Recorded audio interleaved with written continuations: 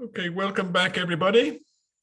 Hope you had time for a cup of tea or coffee or whatever takes you. And for those of you who weren't here yesterday, what we are going to do now is get some brief feedback, 3, 4, 5 minutes from somebody who's volunteered from each workshop. And we'll go in the order that 1 to 5. And then after the feedback from the workshops, the panel are listening carefully, are going to respond with their own reflections on what they've heard. So here we go. Kermit, you were in the workshop on the open dialogue service development in the community today, in Europe, in a way. Yeah. So you're over to you. You're muted. Yeah. I'll say at the outset that I had an undiagnosed technical problem and missed a good chunk of the middle of it. But I'll give the notes that I have and apologize to anything that I missed. So first, Darren Baker and Simona Calzavara presented on their work. Darren mentioned that at first he thought open dialogue was going to be impossible, but he went to a conference put on by Nick in 2015 and a 3-day training, and he and Simona went forward trying to bring open dialogue into their early intervention psychosis program, and found that the service users and the family members responded very positively, and that there's been a much higher level of satisfaction in their work, and that this has been inspiring and transformative and has renewed their enthusiasm for the work. And they also mentioned that the CARE Act, which was introduced in 2014 and puts a duty of care on councils to promote people's well-being, has had a positive impact on the effort to bring in open dialogue as well.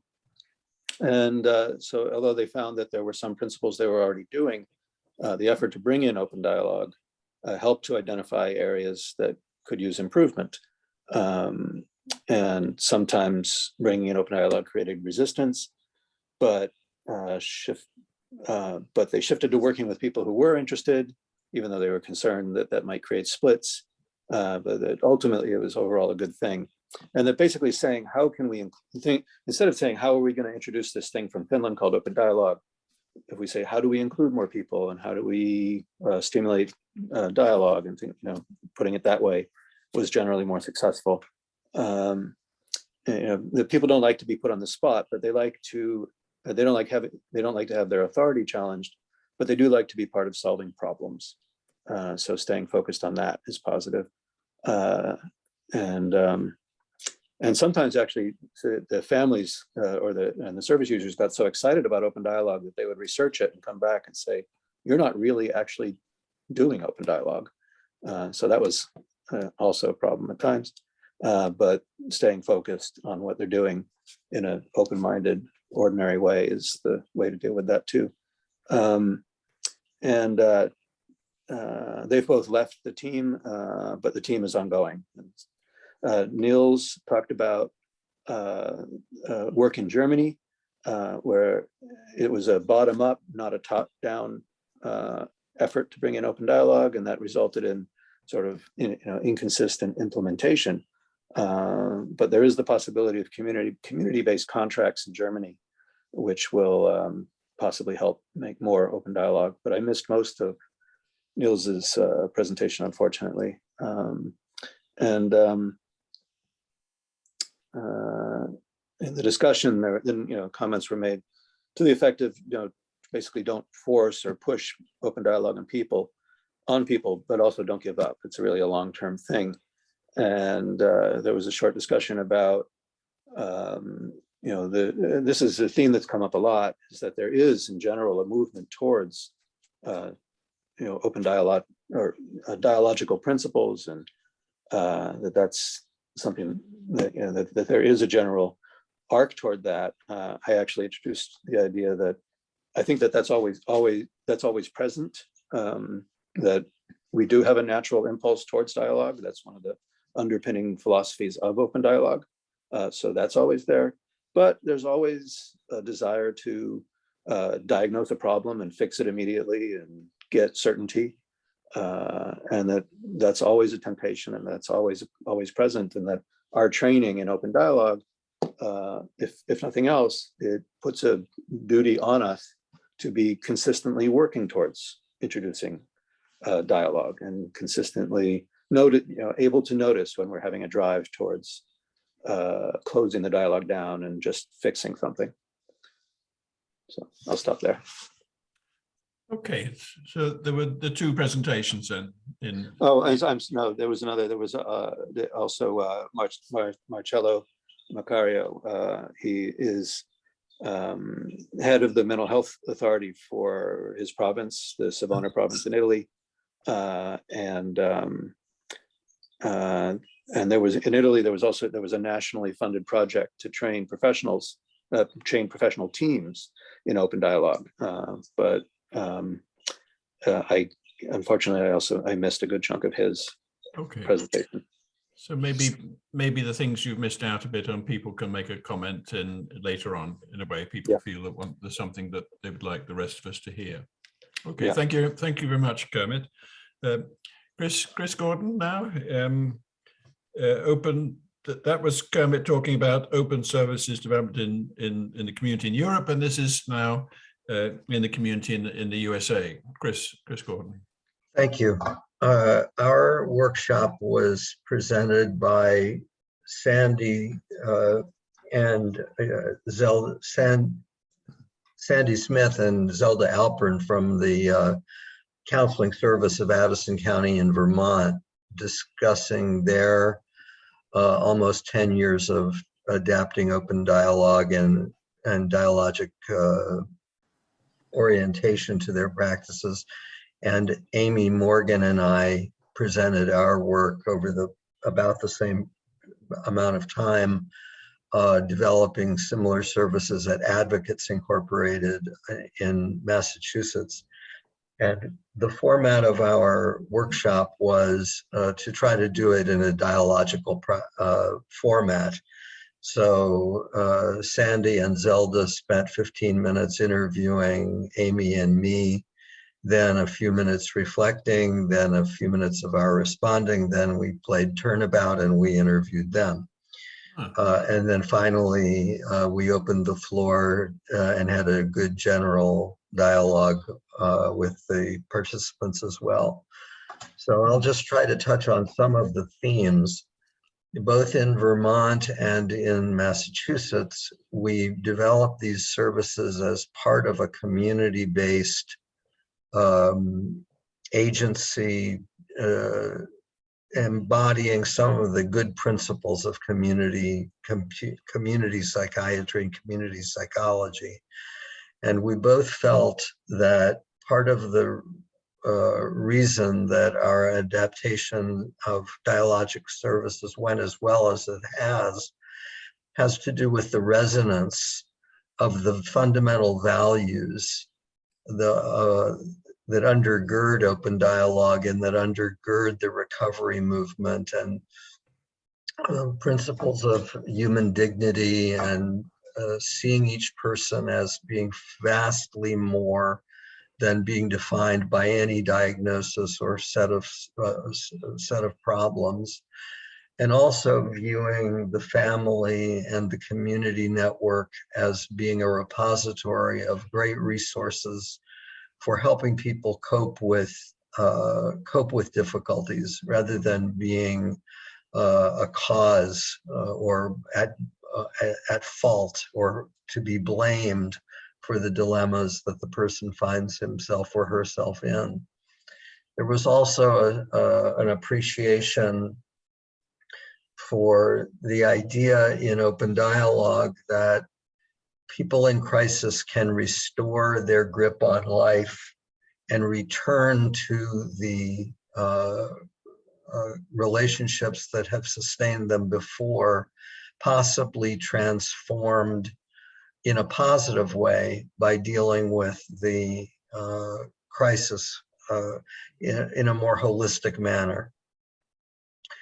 We also spent some time talking about what are the active ingredients that we observed in open dialogue in both of our settings. And some of those active ingredients seem to be one, what I call tincture of time. That is to say, treating a crisis carefully without the imperatives of action that so often dictate traditional services, and leaving open space for resolution to occur and for meaning to emerge. Another important active ingredient in both settings was the idea of extending hospitality to the person at the center of concern and their network.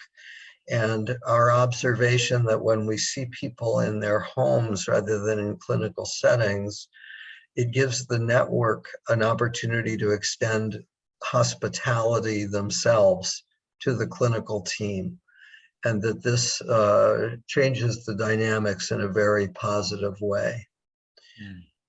There were a number of other factors that emerged. I'll just say quickly that one was appreciating that the source of funding in both states came in part from the departments of mental health.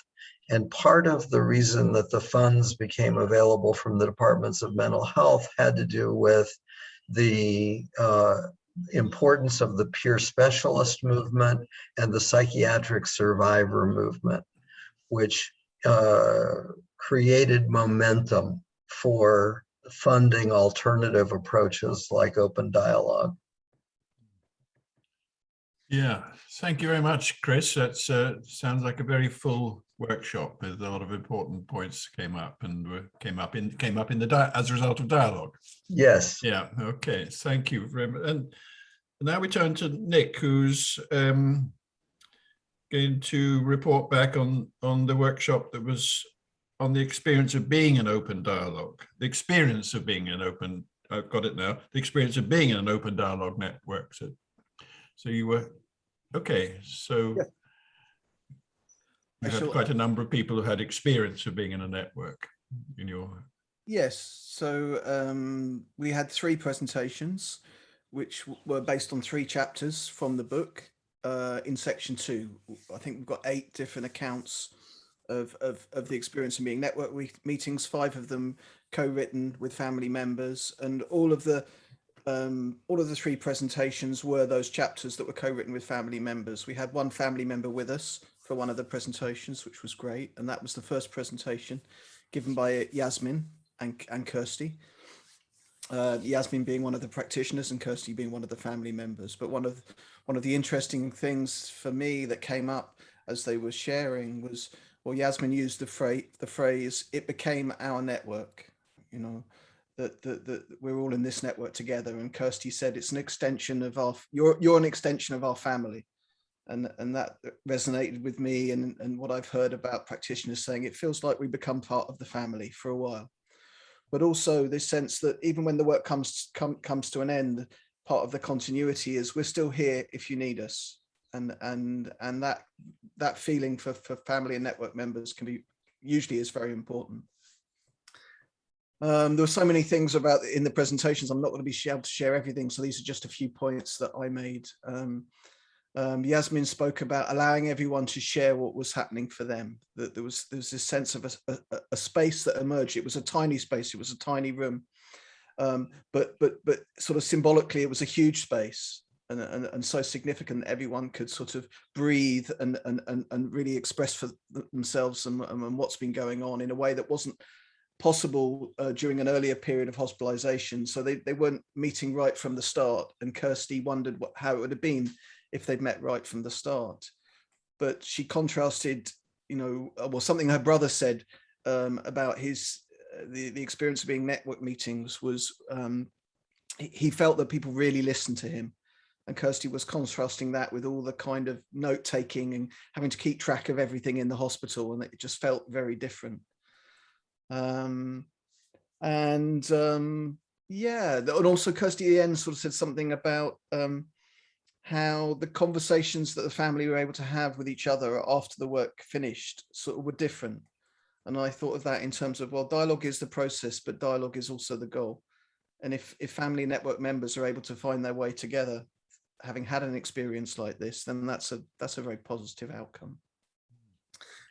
Pia and Rolf, I haven't pronounced his name right, I'm going to practice that more, spoke about their work in the north of Norway. Kirsty and Yasmin from the UK, Pia and Rolf from the north of Norway, and they spoke about their work with a young man called Dan.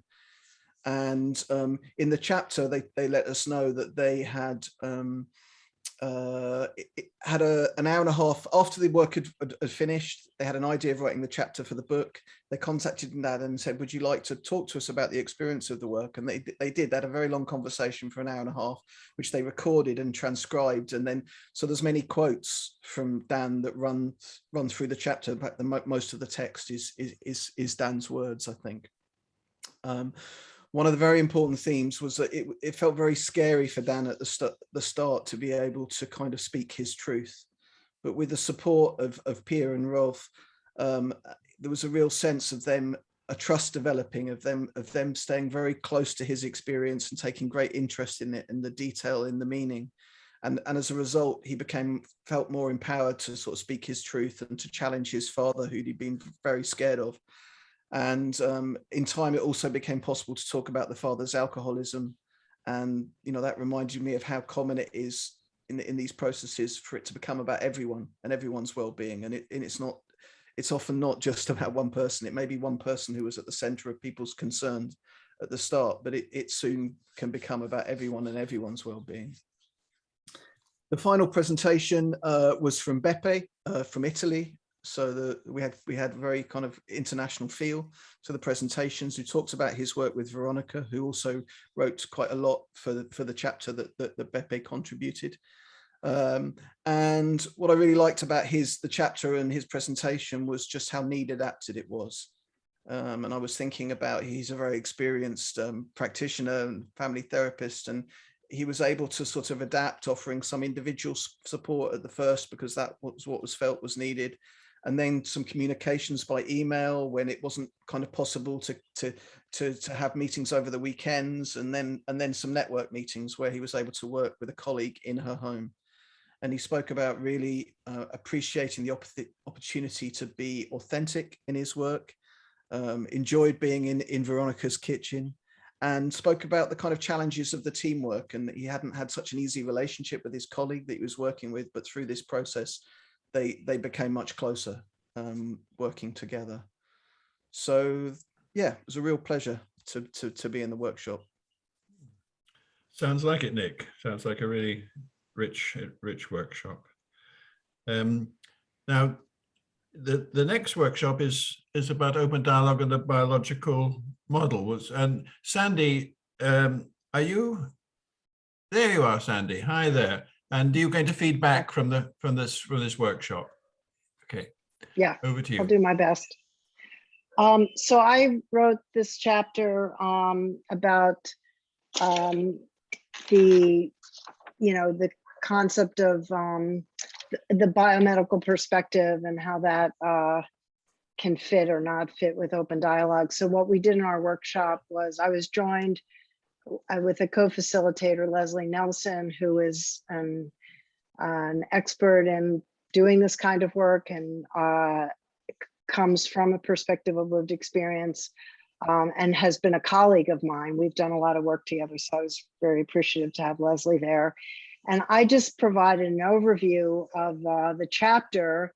Leslie offered some reflection, and then we had a very lively conversation that will be hard to capture fully. But basically, the main points in the chapter, after just describing the sort of the history of the current models of, primarily of schizophrenia, this neurodevelopmental model, was to talk about where that model conflicts with open dialogue. And basically, in my view, the major conflicts are that, well, it's embedded in in a practice of expertise. So an expert does, performs some evaluation and renders a diagnosis, and that, yields treatment recommendations that in the current concept of schizophrenia, drugs aren't the only treatment that are thought to be helpful. Rehabilitation is considered very important, but drugs are considered essential. And at least in the US, there's been a very powerful paradigm that early treatment is critical, and it's long-term because of this concern that it prevents relapse. And those ideas really fly in the face of dialogic practice, where you enter with uncertainty that there are multiple perspectives, and there's no one expert, and that we try to be slow to use drugs and do not assume that they're going to be needed in every case, and even if when they're used, it's not assumed they're going to be needed long term. So that presents a dilemma for people practicing where where the dominant model holds such different values. But the point that I made in the chapter, and what drew me to this, is that a lot of the assumptions embedded within the neurodevelopmental model are not clearly true. I mean, they haven't really been supported by decades of research, and there's much to question. So that a model that allows for uncertainty and respect for various viewpoints really, I think, can fit in with thoughtful psychiatric practice, and that one doesn't, a lot of the discussion really reinforces that one doesn't necessarily need to abandon biomedical models or the neurodevelopmental model. One just needs to acknowledge that it's a model, that it may not be true. It may not be the model that's going to be most helpful for everyone. It may not be the model that is accepted, and that for all of us who come in, we need to be careful and have humility about our belief system. So that was then echoed in a lot of, Leslie talked about the importance of social justice, and allow, having like an interdisciplinary approach, and I would just add a true interdisciplinary approach. Someone talked about the experience of Hearing Voices Network, and where they would hear that their psychiatrists weren't interested, weren't curious about the experience. We heard someone, there were other people that talked about that reflection of how narrow the biomedical model can be, that it doesn't open things up. A few psychiatrists were in the room, and I think where we ended was, Leslie brought this up, which was nice, is that to shift away from an either or to a both and, to sort of allow different models to sit together. And that's, what I've come to personally, is the need for epistemic humility, to just be, all of us, to really be, to hold our beliefs lightly. So it was a very, very rich conversation. I know I'm not honoring everybody, but thank you all, and thank you for inviting me. I'll stop there. Thank you, Sandine. For me, it's nice to see you and hear you after all our exchanges over the years. Yeah. Okay. Likewise. Thank you for inviting me into this very important project. Thank you, Sandy.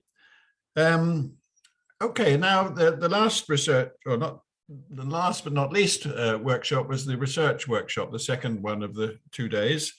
And Seong-Soo Kim is going to feedback from the workshop. Seong-Soo.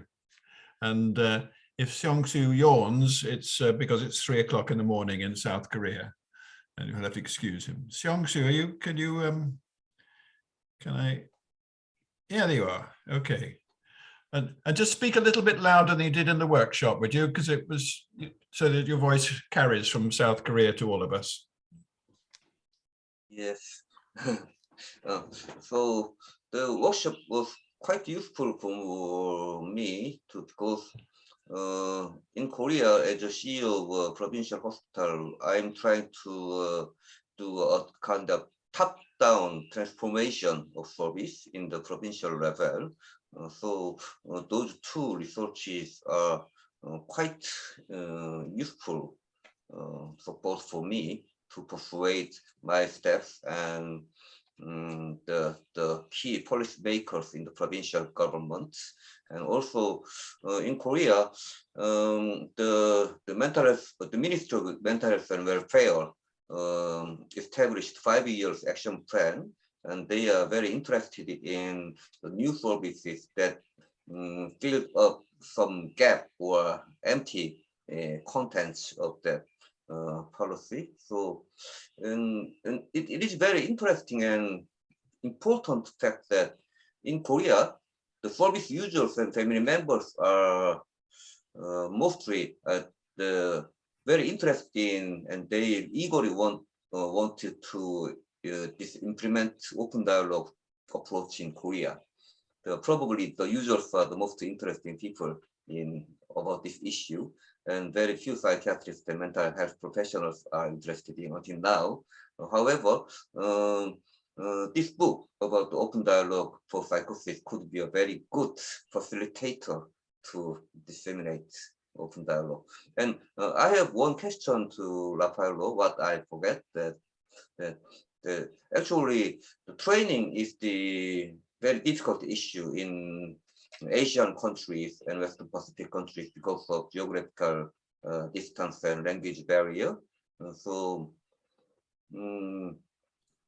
I found that the majority of training in whole research were held by practitioner foundation. So I want to know what is the practitioner foundation and that foundation's location and the usual duration of training in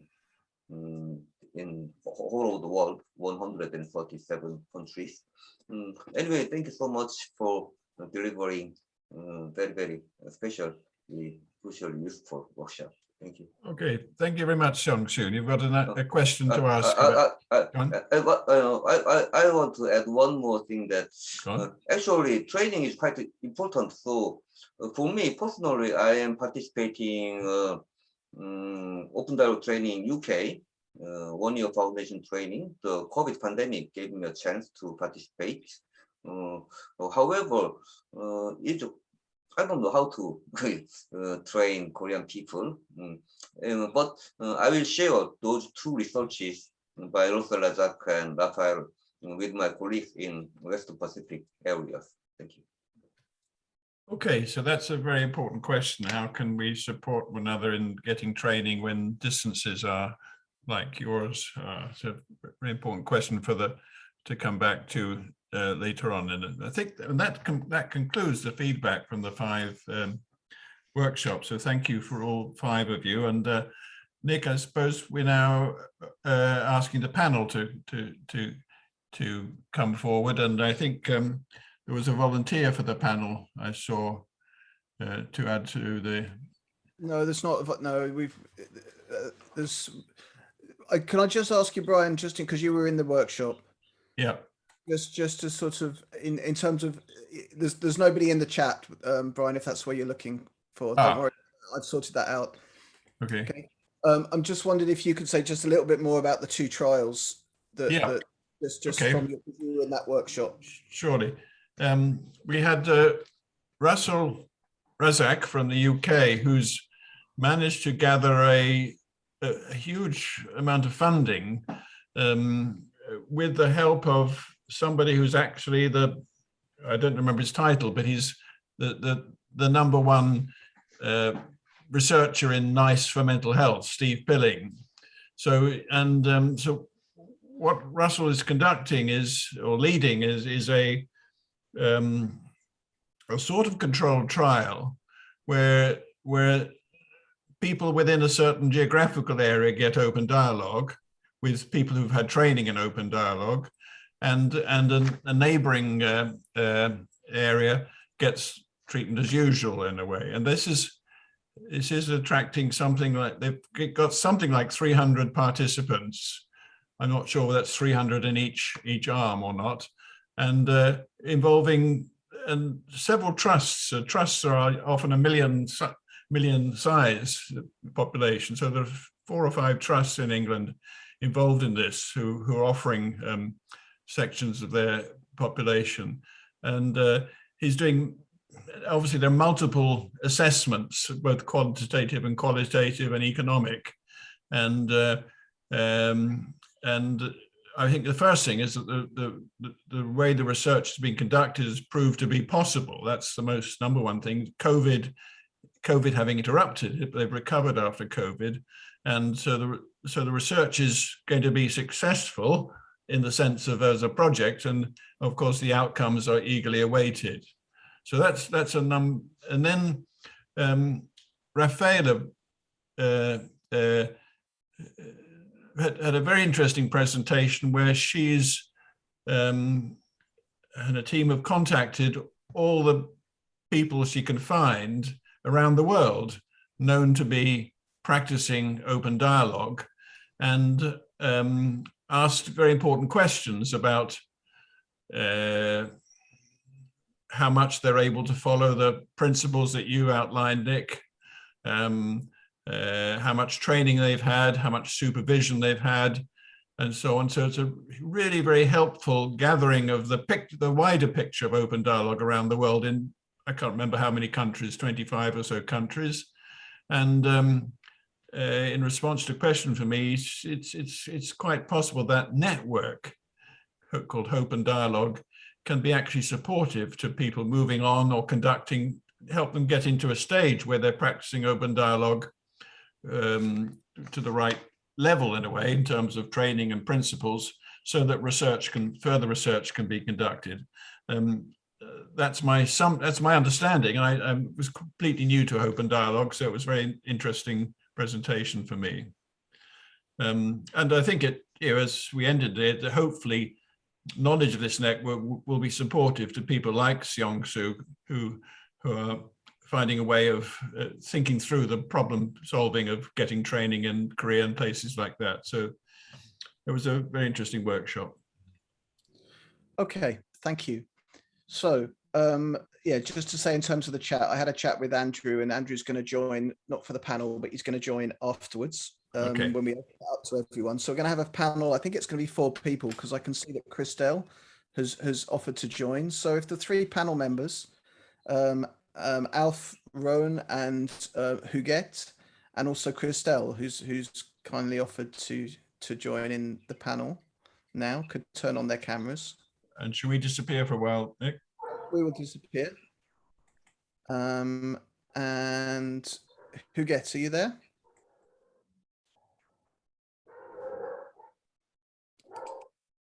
You are. Yes, you were, and then you weren't, and now you are. Okay, I'm going to disappear. So you've got probably about 12 minutes to share whatever you'd like to share by way of reflecting on what you've heard from the feedback from the workshops. Yeah. To reflect on the 5 workshops is a little bit too much on the moment, and I will reflect on the workshop 1, moderated by Kermit All, Open Dialogue Service Development in the Community. It shows me that concerning implantation of open dialogue in health services and the community, each culture and country has his own challenges. Related to the different context of mental health services. Each country adds something different, and his own experience of working with open dialogue. I experienced this as a richness, and it gave me the feeling that it deepens the work by creating new opportunities. In this perspective, the question arises, how can we convince others to go with us? In some context, speaking of the origins of open dialogue in Finland can engender more resistance, for it seems a little bit mysterious. And in some cases, an introduction can be helpful. In other cases, you can better start immediately with open dialogue. And what is in the core of all these experiences, in any case, is trying to hold the dialogues going on. The way a process of open dialogue evolves has its own dynamics. And from the perspective of the professional, the workshops highlight the need to shift from moving what the patient, to shift from knowing what the patients need to sharing discussion making. And from the perspective of how to facilitate the implantation, it reveals the need to crossing boundaries between culture, country, and the countries, services, and between individual and family services. This is my reflection. Perhaps it can be helpful not to present open dialogue as a practice, but experience open dialogue by changing in attitude and by creating circumstances to facilitate the dialogue. So the workshop shows me also that the implantation is above all a journey that evolves in many stages according to life as a whole. In this perspective, doing a little bit can make a great difference, and to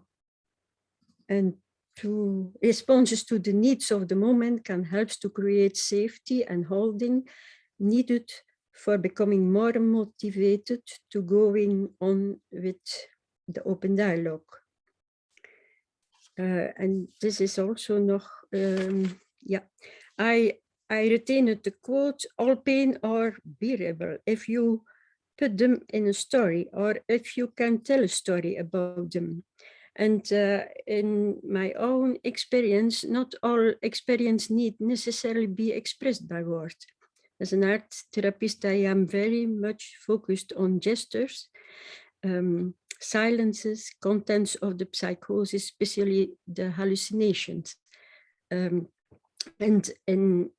doing a little bit can make a great difference and making sure that the qualities of open dialogue reach the participants. So that is what I have summarized.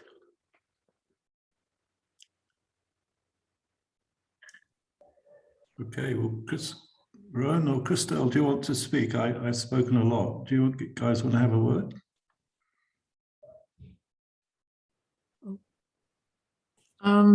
Yes, if I may.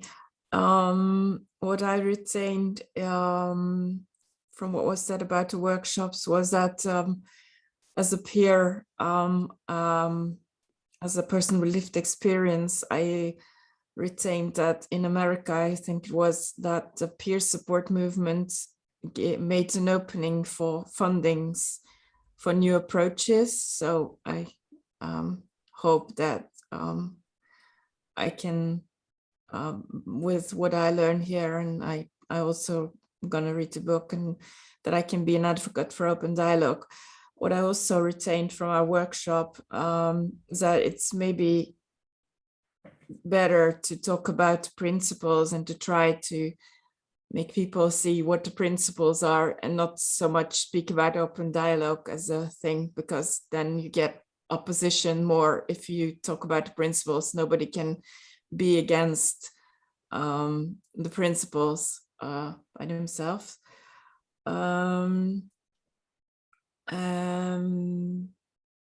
Yeah. I also want to, I'm getting a bit frustrated because I see all these beautiful people doing open dialogue, but when I need it, I'm not being able to have it myself, and I'm being admitted to hospital and have drugs, what I don't like. And I have had a crisis last year, and I have still not been able to speak about my experiences with a caregiver. So I have to find out for myself what it was about and to try and analyze it by myself, and with some people who are not professionals that I can talk about it, luckily. But that's kind of frustrating. I wanted to end with something Marcello Marciano put it in the chat. Let's have a good trip on some secondary roads where people are not going anywhere, and are not too busy to be courteous. That's what I wanted to end with that. Thank you.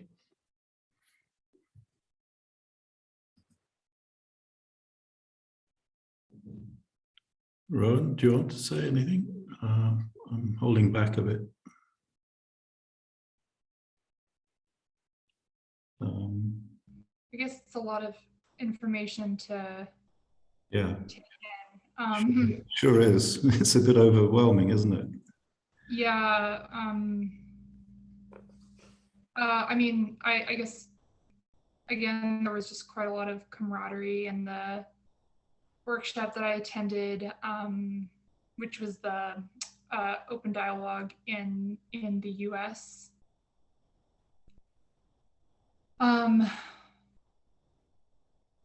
I think people wanted to say more than they were able to. I wish there had been a bit more back and forth there, but it was, I don't know, there was just a lot of hopefulness there.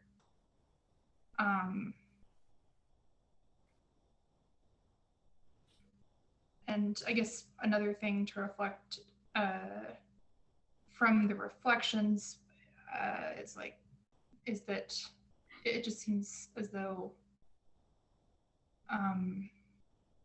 people are just very much in communication across the globe, and it's very inspiring. Thanks, Roan. Yeah. Yeah, my quick take. I mean, I'm new to open dialogue. I was asked to come along because I was from another team and things. But I mean, what I hear here is a dialogue, you know, with people talking about things across the world. And but what I heard, you know, from the last presentations was the positivity. You know, generally it's the positivity by those who experience it, but also by those who give it. And you know, it's something that I experienced when I worked in a sort of outreach, that people really do appreciate being heard, you know, having that space, creating that space. But trying to create the space is very difficult in the modern world. But the space is all important to allow people to speak, to really speak, you know, from the heart. But it's not easy. It's not easy, you know. It's so yeah. And the last thing was the old uncertainty again, you know, and you know, it takes you know, it's a different way of working for people, and so it's to step into the breach of uncertainty when everyone all the professionals are experts takes something, and I think if that door gets opened, I think it's a very rich door to go through. For me personally, that's what I've always found anyway. Don't know if anybody else wants to say any more from this group. Maybe.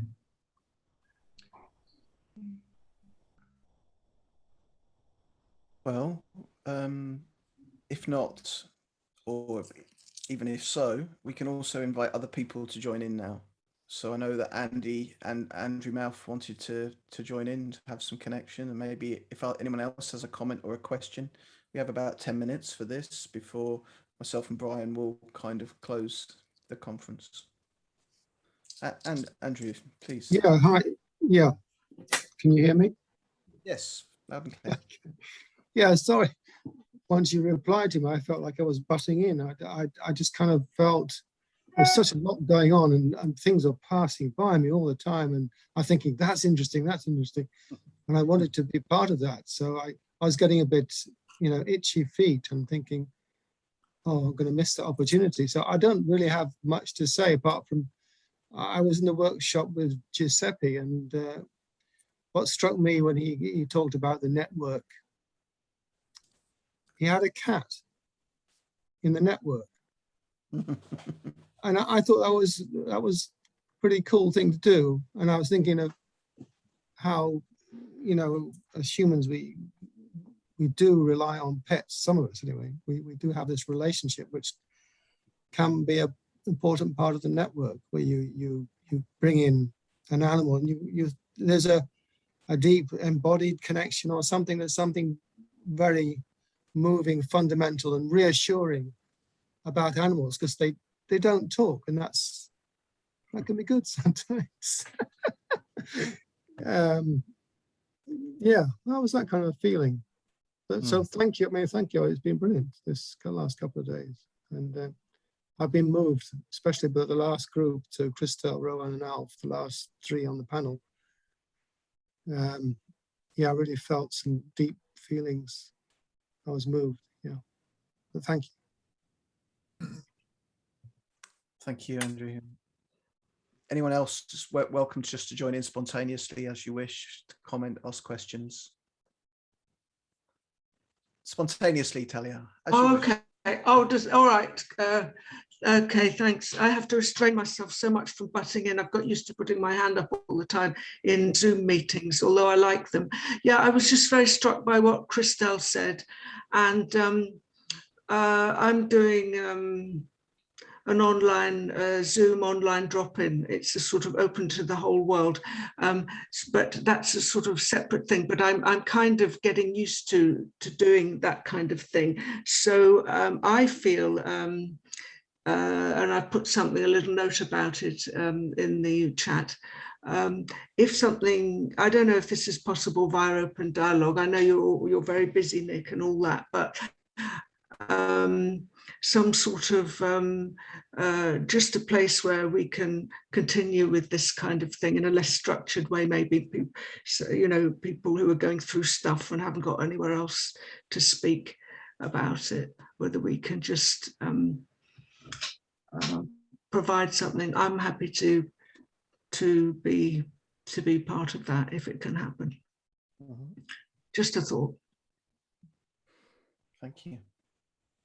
And I would like to thank from Tromsø in Norway, and it has been a great joy to listen to all of you, and to hear all the differences, and also to listen to the speeches or the talking of Jaakko, underlining to be alert and to respond as the most essential.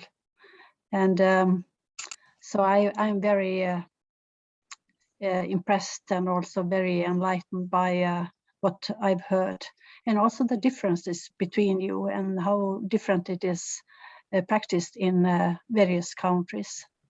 And also the query or the request, the question you have to yourself, how to introduce, not to be limited into one word, might be open dialogue. How can it be expanded? Can it be expanded? How can you talk about it so you don't limit to a kind of a method, but to this open approach? So thank you.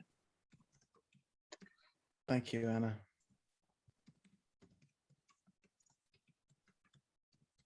Lee? Lee.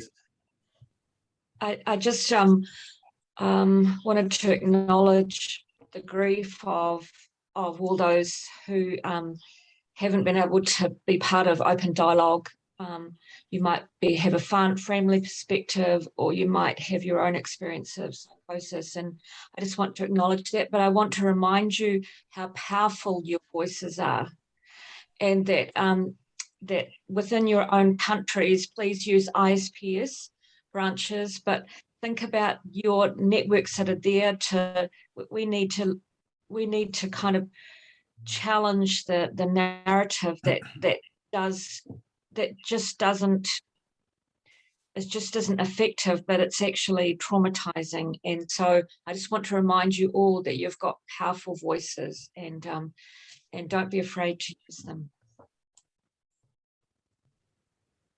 Thank you.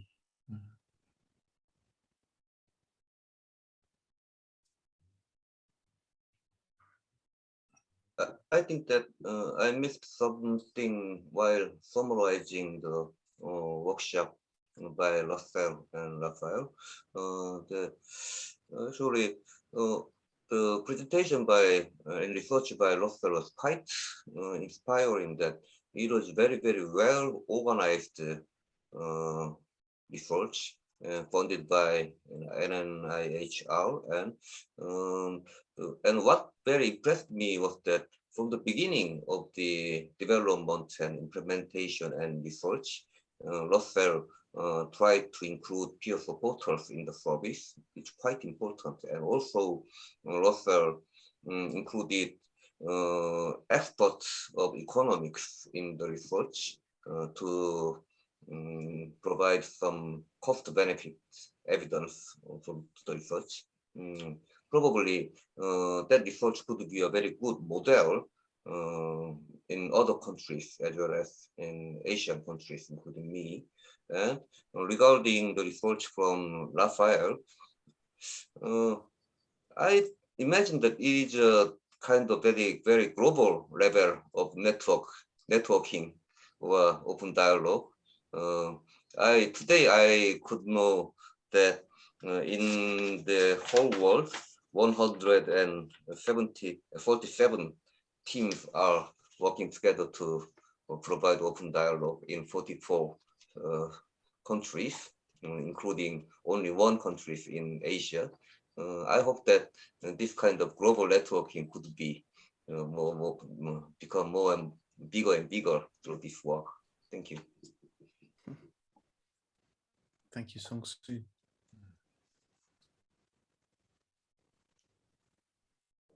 Anna or Louisa, did you have something you wanted to share, ask? I have a few minutes more before we start to wrap up. I just wanted to throw this in. It's kind of a bittersweet for me because I was diagnosed with schizophrenia 25 years ago, and this wasn't around then, and I've just been really. Charlie, your voice is breaking up. You can hear me. Maybe if you turn off your video and just leave the audio on, then you could ask your question. I'll just switch the video. Yeah. Okay. Turn the video off. And Okay. just Is this better? Yeah. Carry on. Is this better? Yeah. Okay. So yeah. So 25 years ago, a long time, and none of this was around then in the UK where I was being treated. But I'm really hopeful of this model, and sounds amazing, especially around the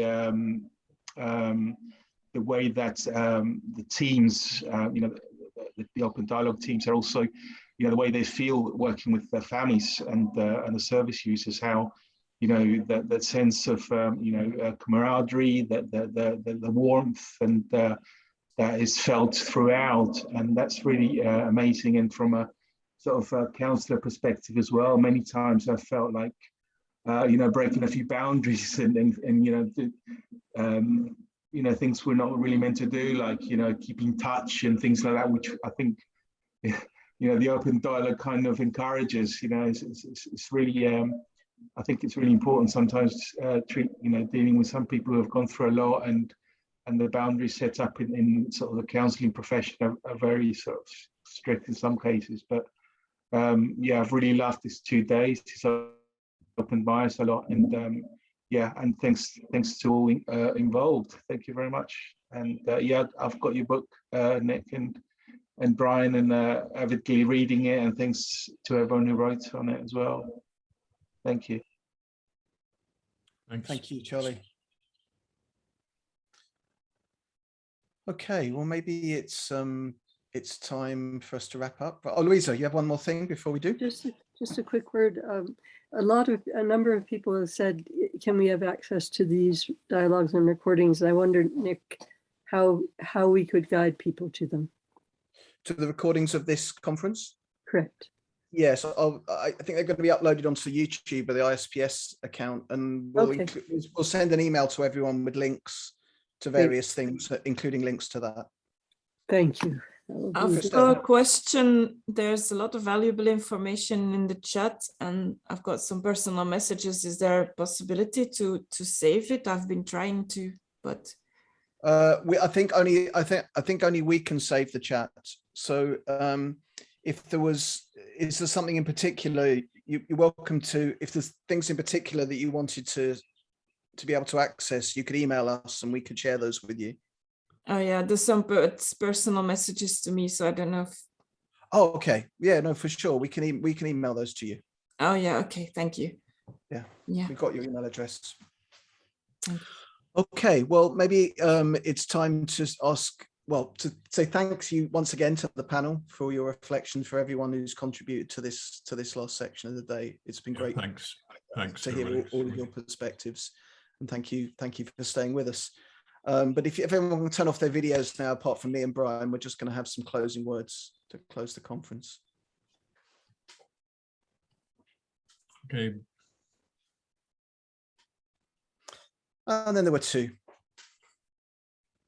Yeah, Brian, if you'd like to start, or yeah, I've just got one thing I've been wanting to say in a way, but held back a bit, and it relates to what Rowan was raising, I think, earlier today, and Julia Pestalozzi was talking to Jaakko about is just being a bit careful, I think, and not dividing open dialogue and say it works and medications don't work, full stop, in a way. And because I know from experience that medications have a place, and they have a place in open dialogue. And Jaakko started to answer that, and I think if given time, he could have enlarged on that in a way. And I know that Eero Allonen would always say that you use medication to support this to help people be able to do the psychotherapeutic work or psychological work in a way when they can't. So if somebody is terribly depressed and can't get up in the morning,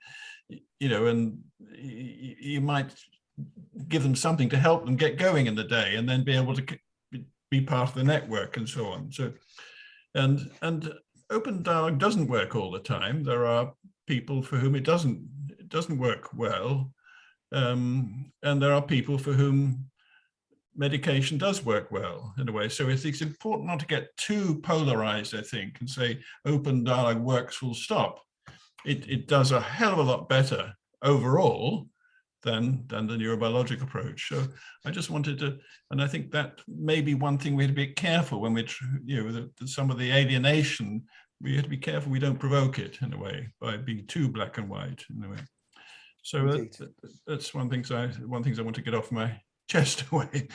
But it's been for me, it's been a really great experience. And someone said that being part of a network, you be part of a family. I've sort of felt, as somebody who's not open dialogue trained, but moving towards retirement, I feel part of the open dialogue. I felt part of a family this last 2 days, and it's been really nice feeling to be to participate in it all, and I'm proud of what we've done in a way, I suppose. Yeah, and thanks to all the hard work you did, Nick. I think I know that you've done a huge amount behind the scenes in the last few days to make this a success, and it's gone really smoothly, I think. Yeah. Thank you, Brian. Well, it's not just the last few days for me or for you. It's been a few years. This project, and there's a voice in my head that's saying it's all done now, Nick. Take a break. But then I remembering that in the book we mentioned a compendium of services internationally that needs a lot of attention. There's not many services on there yet, but I'm going to be working on that with Raffaella and others to hopefully create a picture which has already happened in many ways with the Hope and Dialogue project of what's happening where, and to continue that. So that's going to be a living, breathing thing connected to the book that's going to be ongoing work. And then also reminded that I think there's six different countries that there's the plan to translate it into 6 different languages, the book. And we're not going to be doing the translating, but there's still some more work to do in that regard. So it's not completely over yet. Although, I'm listening to that voice saying take a break at the same time. But it's been a real pleasure to be with everyone in this conference, to hear all the voices, to see so many familiar faces. The one thing that I've the one thing that I've missed a little bit is there's many people here I know quite well, and I haven't really seen them. But I know they've been here and I know they've contributed. So that's great. And yeah, thank you, Brian, for your commitment to this project and to sticking by me and sticking with the book. And yeah, it's been really great to have your perspective and your experience coming from sort of knowing people in the open dialogue world, knowing Uri-Olan, and but bringing your perspective and your experience and sort of tempering some of my idealism sometimes and all the rest. It's been a pleasure to work with you. Likewise, Nick. Okay, so that's it, folks. Thanks once again for a great 2 days, and hope to see many of you down the road here and there. Yeah. Stay well. Take Bye, care. everybody, wherever you are.